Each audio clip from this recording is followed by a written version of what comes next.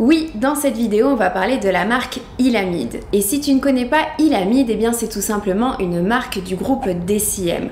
Oui, le groupe qui propose notamment la marque The Ordinary, dont on a déjà parlé à plusieurs reprises sur ma chaîne, puisque c'est une marque qui propose des produits de qualité à un prix tout à fait abordable. DCM propose également la marque Niod, pour laquelle je suis littéralement fan, puisque les formulations sont très recherchées, sont très innovantes, mais c'est une marque haut de gamme. Alors du coup, que vaut Ilamide qui vient se placer en milieu de gamme entre The Ordinary et entre Niod? Est-ce que ça vaut vraiment plus le coup que The Ordinary et est-ce que ça peut détrôner Niod avec un prix beaucoup plus acceptable? Eh bien c'est ce qu'on va voir dans cette vidéo, alors allons-y, c'est parti! Hey, salut à toi et bienvenue dans cette nouvelle vidéo. Si tu ne me connais pas, je suis Bérangère, ingénieure chimiste spécialisée en cosmétiques et le but de ma chaîne c'est justement de vulgariser la science des cosmétiques pour te permettre de mieux comprendre ta peau et de mieux comprendre les produits cosmétiques. Alors si c'est un sujet qui t'intéresse, n'oublie pas de t'abonner à ma chaîne et surtout d'activer la cloche pour recevoir une notification dès la mise en ligne d'une nouvelle vidéo. Alors du coup, comme je te le disais, aujourd'hui on va parler de la marque Ilamide. Et Ilamide, c'est tout simplement la marque moyen de gamme du groupe DCM, c'est-à-dire qu'elle se trouve entre The Ordinary et Niod. Alors il faut comprendre que The Ordinary, c'est une marque qui va proposer des produits dits mono-ingrédients, c'est-à-dire que tu vas retrouver un sérum à l'acide hyaluronique, un sérum à la niacinamide, un sérum au rétinol, etc., etc. C'est pour ça que tu as des formules très simples, très basiques qui permettent justement d'avoir un prix qui est quasi imbattable. Tandis que pour Niod, on va avoir des formulations beaucoup plus recherchées avec des ingrédients plus prometteurs, des formulations beaucoup plus innovantes et c'est pour cela que tu vas retrouver des prix beaucoup plus élevés. Mais du coup, que vaut Ilamide qui vient se placer entre The Ordinary et entre Niod? Est-ce que c'est une marque qui vaut vraiment le coup? Et petit aparté qui a toute son importance, DCM propose moins 23% jusqu'à fin novembre sur toutes ces marques.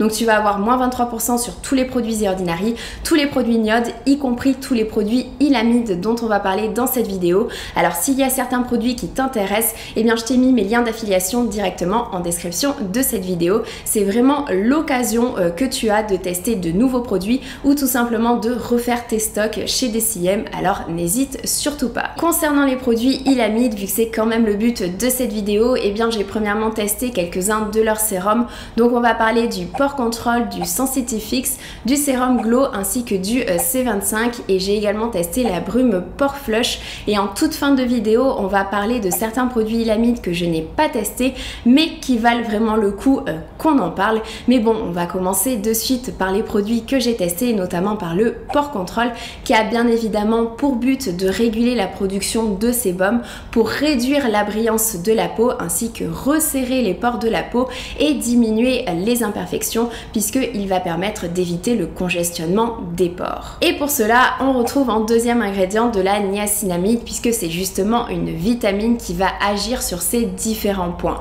Mais attention, on ne retrouve pas que de la niacinamide puisqu'il ne faut pas oublier que Ilamide propose des formulations un petit peu plus complètes et c'est pour ça qu'on va également retrouver un deuxième ingrédient actif très intéressant qui est obtenu par biotechnologie, donc par fermentation d'une souche bactérienne du nom de Pseudo-Alteromenace. Et d'après le fournisseur, eh bien c'est un actif qui va permettre également de réguler la production de sébum pour réduire la brillance de la peau et du coup resserrer les pores. Puisque d'après des tests in vitro réalisés par le fournisseur, eh bien cet actif permettrait de diminuer l'activité des récepteurs de mélanocortine. Et ces récepteurs, ils sont tout simplement impliqués dans la différenciation des cellules sébacées, c'est-à-dire des cellules qui vont produire le sébum. Donc en fait, en diminuant l'activité de ces récepteurs, eh bien on va tout simplement diminuer la production de sébum. Mais bien évidemment, le fournisseur a également réalisé des tests in vivo, c'est-à-dire sur des hommes, et comme tu peux le voir, cet actif a permis de réduire la brillance de la peau ainsi que la taille des pores. Ensuite, d'après les données de la marque, on retrouve également un extrait de champignon qui permettrait de réduire la brillance de la peau. Par contre, j'ai trouvé aucune donnée à son sujet, mais on retrouve également un actif qui est tout à fait intéressant, c'est le mastic. Alors le mastic, c'est une gomme naturelle qui est obtenu à partir d'un arbre qu'on appelle d'ailleurs l'arbre mastic, et cet actif il permettrait tout simplement de réduire la 5-alpha réductase. Et pour comprendre en quoi cela est intéressant, intéressant, il faut savoir que c'est notamment la dihydrotestostérone qui régule la production de sébum. Et la dihydrotestostérone, eh bien, c'est une hormone qui est produite à partir de la testostérone par l'enzyme 5-alpha réductase. Donc en inhibant l'enzyme 5-alpha réductase, on va inhiber la production de dihydrotestostérone et donc réguler la production de sébum. En plus, cet actif, il aurait également une action anti-inflammatoire, ce qui pourrait grandement aider les peaux à tendance acnéique. Et voici quelques photos avant-après qui ont été obtenues avec cet actif. Donc en conclusion, ce sérum, c'est tout simplement la version évoluée du sérum niacinamide de The Ordinary, puisqu'on retrouve bien évidemment de la niacinamide, mais pas que, on a également d'autres ingrédients actifs qui vont être capables eux aussi de réguler la production de sébum pour réduire la brillance, resserrer les pores et diminuer les imperfections.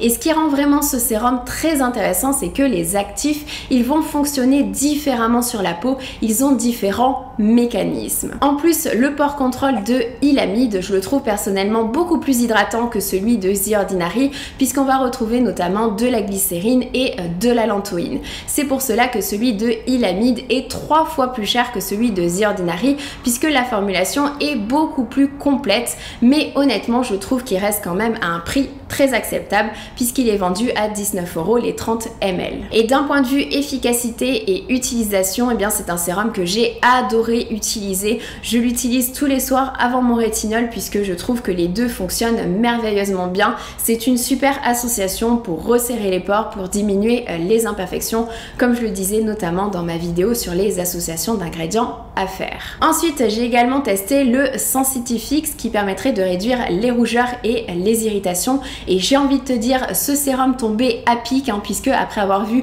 le résultat de mon diagnostic de peau chez Lancôme, eh bien c'est tout simplement le sérum qu'il me fallait. Alors il contient plusieurs choses intéressantes, donc on va les voir dans l'ordre. Premièrement, on retrouve du saccharide isomérate qui permettrait de garder une peau vraiment très hydratée et plus longtemps que d'habitude. Et ensuite on retrouve également un extrait de Belle de Nuit et d'après son fournisseur, c'est un actif qui permettrait de renforcer la barrière cutanée, donc faire en sorte que la peau soit beaucoup moins fragile, soit beaucoup moins sensible face aux agressions de l'environnement extérieur, et donc c'est ça qui permettrait de diminuer les rougeurs. En plus, cet actif, il permettrait également de diminuer les sensations désagréables puisqu'il va moduler la communication entre l'épiderme et les terminaisons nerveuses. Ensuite, on retrouve un autre extrait de plante et cette fois-ci, cet extrait, il permettrait de moduler le pH de la peau. Alors le pH de la peau, c'est quelque chose dont on a déjà parlé puisque c'est très important de le préserver. Alors pour information, la peau elle a un pH légèrement acide, donc aux alentours de 5, et c'est à ce pH là que tous les processus de la peau fonctionnent normalement, et donc notamment la production de lipides. Et ce sont les lipides qui permettent d'avoir une barrière cutanée vraiment fonctionnelle, donc d'avoir une peau beaucoup moins sensible, beaucoup moins réactive et une peau beaucoup plus saine. Donc voilà pour le côté apaisant, diminution des rougeurs. Ensuite, ce sérum il offre également des propriétés hydratantes. Alors on retrouve notamment de l'acide hyaluronique, donc une forme d'acide hyaluronique réticulé, c'est-à-dire qu'on est venu coller des molécules d'acide hyaluronique ensemble pour former une encore plus grosse structure d'acide hyaluronique pour encore mieux hydrater la peau. On retrouve également de la gomme de tamarin, donc c'est tout simplement un polysaccharide, donc un sucre qui permettrait d'hydrater mais également d'apaiser. Ensuite, on a un extrait de Yerba Santa et d'après son fournisseur, eh bien cet extrait permettrait également d'hydrater et également d'apaiser la peau. Et pour finir, on retrouve des phospholipides. Les phospholipides, ce sont des lipides qui sont naturellement présents justement dans notre barrière cutanée, donc ça fait totalement sens de les avoir dans un sérum apaisant, dans un sérum pour les peaux sensibles. Donc encore une fois, c'est un sérum qui est hyper complet, que j'ai adoré. C'est tout simplement le sérum que je préfère à l'heure actuelle de Ilamide, tout simplement parce que c'est celui qui correspond parfaitement à mes problématiques. Alors je l'utilise tous les matins puisqu'il est idéal avec sa texture légère, il va convenir à tout le monde, il peut s'insérer dans n'importe quelle routine, et je pense qu'avec les temps froids, il y a beaucoup de monde qui va avoir grand besoin d'un sérum apaisant pour diminuer les rougeurs et pour renforcer sa barrière cutanée. Après, ne crois pas non plus que j'ai plus du tout de rougeurs, ce n'est pas un sérum qui va être miraculeux, mais c'est un sérum qui m'aide honnêtement beaucoup pour aider ma peau à diminuer les rougeurs, pour l'apaiser et également pour l'hydrater. Ensuite, j'ai également reçu le C25 qui tire son nom tout simplement de sa formulation puisqu'il contient 25% 45% d'un complexe d'éthylascorbique acide ainsi que de résorcinol. Alors bien évidemment, l'éthylascorbique acide, c'est un dérivé de la vitamine C. Les dérivés de la vitamine C, on les utilise puisque la vitamine C, elle est pas vraiment stable, autrement dit, elle est chiante à formuler. Et puis il y a également quelques personnes qui ne tolèrent pas la vitamine C pure, donc l'utilisation de dérivés peut totalement faire sens. Alors concernant les propriétés des dérivés de la vitamine C, on en a déjà parlé, ce sont les mêmes que la vitamine C pure, donc ils vont travailler le teint, unifier l'éclat, diminuer les taches hyperpigmentées, avoir un côté antioxydant pour diminuer le vieillissement cutané. Mais les dérivés sont beaucoup moins étudiés et ou sont beaucoup moins efficaces que la vitamine C pure. Et c'est d'ailleurs pour cela qu'ils ont également rajouté du phényléthylrésorcinol pour maximiser l'efficacité de ce produit. Le résorcinol, c'est également un antioxydant qui est de plus en plus étudié pour son côté éclat du teint, donc pour son côté anti-tache et également pour le vieillissement cutané. D'ailleurs, pour le côté dépigmentant, il pourrait s'avérer que le phényléthylrésorcinol soit même plus efficace ou tout aussi efficace que l'acide kojique. D'autant plus qu'ils ont également rajouté un autre actif dépigmentant qui est l'hydroxyphénoxypropionique acide, qui est vendu tout simplement sous le nom de Radiant Skin par la société BASF, et cet actif il montre également des résultats similaires face à l'acide kojique qui est bien évidemment un ingrédient dépigmentant de référence. Donc tu l'as compris, là on est vraiment sur un sérum qui a pour but l'éclat du teint, la diminution des taches hyperpigmentées et retrouver une peau beaucoup plus unifiée. Malheureusement ce n'est pas un sérum que j'ai beaucoup utilisé puisque je ne suis pas vraiment fan de ce sensoriel. En fait, le premier ingrédient c'est du propandiol et donc ça va apporter une sensation qui est assez lourde sur ma peau, un petit peu grasse. Donc c'est un sérum qui conviendra selon moi beaucoup plus aux peaux qui sont des peaux à tendance sèche, en tout cas pour le matin. Mais ce que je trouve vraiment dommage, c'est qu'en fait il reprend la même formule de base que le sérum éthylascorbique acide de The Ordinary à 15%. Alors il a quand même deux ingrédients dépigmentants en plus, c'est pour ça qu'il est un petit peu plus cher et c'est pour ça qu'il est plus intéressant.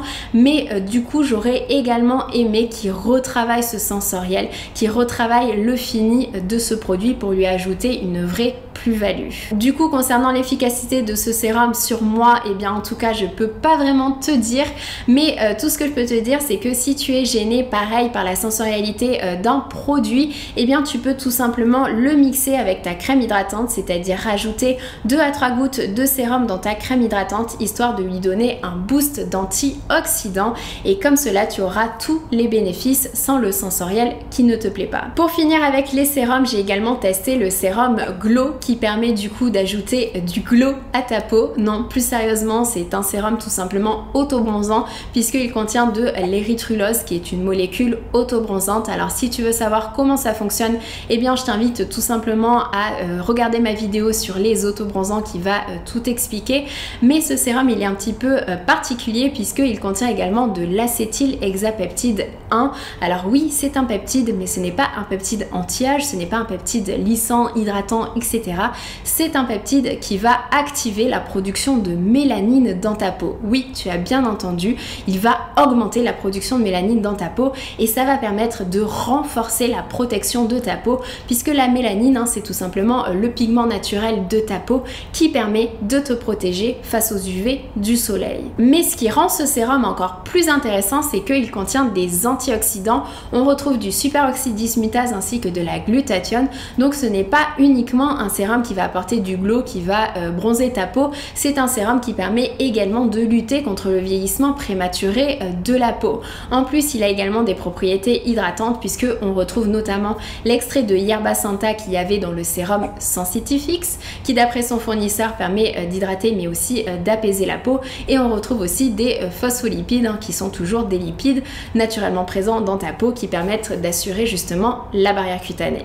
Donc le réel intérêt de ce sérum, c'est que ce n'est pas un simple sérum autobronzant, il va apporter également des propriétés antioxydantes et des propriétés hydratantes, donc c'est un sérum qui est quand même plus complet. Alors par contre il ne va pas forcément convenir à tout le monde, alors j'ai envie de te dire c'est comme tous les produits de la cosmétique, c'est normal, mais pour les molécules autobronzantes, et bien la couleur que ça va donner, le rendu que ça va avoir, et bien ça dépend pour beaucoup des personnes, ça dépend de chacun. Moi personnellement ce sérum je le trouve un petit peu léger léger pour moi, c'est-à-dire que le teint hâlé, eh bien il est là mais il n'est pas forcément très visible. Je préfère les autobronzants qui sont un petit peu plus foncés pour ma carnation, et surtout avec l'érythrulose j'ai tendance à tirer plus vers le jaune. Donc voilà, mais il faut vraiment tester pour savoir quel rendu tu vas avoir, quelle couleur tu vas plutôt avoir. Mais si tu recherches un produit autobronzant, eh bien c'est tout à fait un produit à tester. Et pour finir, j'ai également testé la brume Pore Flush, qui est une brume qui permettrait justement de réduire la taille des pores. Alors déjà, les brumes, eh bien j'adore tout simplement, et je conseille à tout le monde les brumes, et notamment pour les personnes qui ont envie d'avoir une routine très vite fait, pas envie de se prendre la tête, etc. Parce que les brumes, eh bien tu vaporises tout simplement sur ton visage après le nettoyage, et ensuite tu poursuis par ta routine sérum et crème. C'est vraiment une étape qui est hyper facile, que tout le monde peut faire. Mais bon, à part ça, qu'est-ce qu'elle contient cette brume, et est-ce qu'elle est vraiment intéressante? Eh bien premièrement, on retrouve de l'eau d'amamélis, donc très certainement pour ses propriétés astringentes, antioxydantes et également antibactériennes. Ensuite on retrouve le même principe actif obtenu par la souche de Pseudo-Alteromenas, qu'on retrouvait justement dans le pore control, qui permet de réguler la production de sébum, ce qui permettrait du coup de réduire, de resserrer la taille des pores. D'ailleurs c'est un actif qu'on retrouve également dans le Marine Hyaluronics de The Ordinary, comme je le mentionnais dans ma vidéo sur les sérums hydratants de The Ordinary, qui t'indique lequel choisir en fonction de ton type de peau. Donc n'hésite pas à aller voir cette vidéo si ça t'intéresse. Mais bon, revenons à notre brume Ilamide, puisque c'est quand même le sujet d'aujourd'hui. Et bien cette brume, elle contient également un extrait de Reine des Prés qui contient des salicylates, qui sont des dérivés de l'acide salicylique. Donc ça permet d'apporter des propriétés anti-inflammatoires. Et puis cette brume, elle contient également un autre extrait dit affineur de pores, tout simplement parce que cet extrait va permettre de réguler la production de sébum, et donc de réduire le nombre, le volume et la taille des pores, tout simplement parce que c'est un actif qui va inhiber une enzyme du nom de aminopeptidase N, et cette enzyme joue également un rôle dans la différenciation des cellules qui vont produire le sébum. Donc en inhibant cette enzyme, eh bien on va inhiber la production de sébum et donc resserrer les pores de la peau. Mais d'un point de vue efficacité, eh bien je peux pas te garantir à 100% que cette brume elle a été vraiment efficace, tout simplement parce que je l'ai utilisée en même temps que le sérum Pore Control, qui a également pour but de resserrer les pores de la peau. Mais en tout cas, je peux te dire que l'association des deux, et bien sur moi ça fonctionne bien. C'est une association que j'aime beaucoup, et j'aime beaucoup utiliser cette brume tout simplement parce que c'est une étape qui est hyper facile à rajouter dans ta routine. C'est un produit qui est hyper simple à utiliser, donc pourquoi pas. Maintenant, je voulais absolument te parler de certains produits Ilamide que je n'ai pas encore eu le temps de tester, mais qu'il faut absolument qu'on en parle. Il s'agit des Subcu, donc Subcu Mist, Subcu Skin et Subcu Eyes. Alors concernant celui Subcu Skin, donc pour le visage, eh bien c'est un sérum qui est hydratant, qui va maintenir la barrière cutanée et qui va avoir des propriétés anti-âge. Oui, anti-âge, tu as bien entendu. Donc en fait c'est un sérum qui est complet et qui conviendra tout simplement aux personnes qui sont un petit peu perdues avec tous les produits, avec toutes les routines qu'il y a à faire, etc., qui n'ont pas envie de se prendre la tête, et notamment avec le rétinol, qui est un ingrédient pour lequel il faut utiliser un soir sur 3, puis un soir sur 2, etc., Ça peut être très vite contraignant. Et bien ce produit est justement là pour ça, puisqu'il va hydrater, il a des propriétés anti-âge, il s'utilise le matin et le soir. Il est très simple d'utilisation. Alors pour le côté hydratant, on va retrouver plein d'actifs dont on a déjà parlé dans cette vidéo, puisqu'on retrouve de l'acide hyaluronique, la gomme de tamarin, le saccharide isomérate ainsi que l'extrait de Yerba Santa, qui sont des actifs qu'on retrouve notamment dans le Sensitifix. Donc ça c'était pour le côté hydratant. Maintenant pour le côté anti-âge, on retrouve un nouveau peptide qu'on retrouve d'ailleurs dans beaucoup de produits de la marque Niode. C'est un peptide qui est super intéressant, donc super prometteur, puisque justement il limiterait les effets du rétinol sans aucun effet secondaire. C'est-à-dire que ce peptide, il permettrait d'activer le renouvellement cellulaire, d'augmenter la production de collagène dans la peau pour avoir une peau beaucoup plus ferme et donc des rides beaucoup moins visibles, mais sans effet secondaire, donc sans rougeur, sans picotement, sans sensation d'irritation sur la peau, etc., Donc clairement pour les personnes qui ne peuvent pas ou qui ne veulent pas utiliser le rétinol, eh bien c'est un actif à essayer. Donc ce sérum sérum il est hyper simple d'utilisation, je répète encore une fois, il conviendra à tout le monde, donc il ne faut pas hésiter à le tester. Et de la même façon, tu as le SubQ Eyes qui est tout simplement le sérum pour le contour des yeux. Alors lui aussi, il a un côté hydratant et il a un côté anti-âge avec des peptides, encore une fois, pour diminuer les rides, les ridules et également les rides d'expression. Alors il est juste un petit peu moins complet selon moi de mon point de vue par rapport au contour des yeux de NIOD qui reste vraiment le meilleur en la matière, le contour des yeux que je préfère avec une formulation qui est exemplaire. Si tu veux en savoir plus sur celui de NIOD, eh bien je t'invite à aller voir ma vidéo sur NIOD tout simplement, mais il est quand même beaucoup plus cher, donc si celui de NIOD est vraiment trop cher pour toi, tu peux tout à fait prendre celui de Ilamide qui est également très bien. Et d'ailleurs une autre petite information, tu peux également utiliser le SubQ Skin également sur le contour des yeux, ça permet de réduire le nombre de produits à acheter. Et pour finir, tu as donc la brume de la même gamme SubQ Mist. Alors comme je le disais tout à l'heure, j'adore les brumes et les brumes c'est hyper facile à utiliser, tout le monde peut le faire, et celle-ci elle est très intéressante et même peut-être encore plus intéressante puisque elle a des propriétés hydratantes et antioxydantes. On retrouve le GCG qui est un antioxydant issu du thé vert. On retrouve également le même extrait qu'on retrouvait dans le sérum Sensitifix qui a pour but de moduler le pH de la peau. Donc cette brume après le nettoyage de la peau, eh bien elle est super intéressante. Et on retrouve également un extrait de poivre de Tasmanie qui apporte des propriétés anti-inflammatoires et qui pourrait justement diminuer ces sensations désagréables, donc de picotement, de brûlure, etc. Donc c'est une brume qui est complète, qui peut convenir à beaucoup de personnes. Et encore une fois, je répète, eh bien les brumes c'est hyper facile d'utilisation, tu peux les insérer dans n'importe quelle routine beauté. Donc voilà, n'hésite pas à me faire des retours en commentaire sur les produits Ilamide que tu as testés puisque je suis assez curieuse de voir ce que tu en penses. Et puis sinon, on se retrouve très vite pour une prochaine vidéo sur DCM qui va reprendre les meilleurs de DCM. Donc ça va inclure les marques The Ordinary, Ilamide et NIOD tout inclus. Donc n'oublie pas de t'abonner à ma chaîne si c'est pas encore le cas et n'oublie surtout pas les moins 23% de DCM. Je t'ai mis mes liens d'affiliation directement en description. Je te fais de gros bisous, prends soin de toi, ciao.